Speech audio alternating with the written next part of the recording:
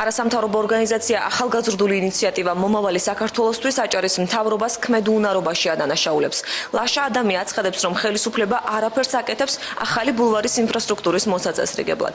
მიმართავს მთავრობას მოაწყოს ტურისტული ობიექტები ბულვარის ტერიტორიაზე, რათა ადგილობრივებმა ფინანსური შემოსავალი მიიღონ. ბულვარის ადმინისტრაციაში აცხადებენ, რომ დაზიანებული ინფრასტრუქტურა ეტაპობრივად კეთდება. ინვესტორების მოსაზიდად პროექტი მზადდება. პირველ ეტაპზე კი ახალი ბულვარის პოპულარიზაციისთვის კულტურული ღონისძიებები დაიგეგმა. ახალი ბულვარი დაზიანებულია და თვალსაჩინოა მოულელობა.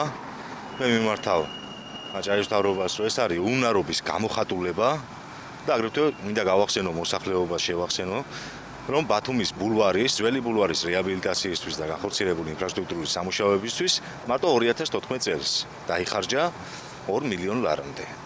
როცა ახალ ბულვარში არაფერი არ გაკეთებულა იმისათვის, რომ დაზიანებული ინფრასტრუქტურა და მოუწესრიგებელი გარემო მოწესრიგებულიყო. დაიხარჯა 200,000 ლარი ახალი ბულვარის განვითარებაზე. აქედან არტეზიული ჭები დავამატეთ, 4 არტეზიული ჭა, იყო წყლის პრობლემა. შეიცვალა ახალი მოაჯირები, გადასასვლელ ხიდებზე თუ დააგვირდებით.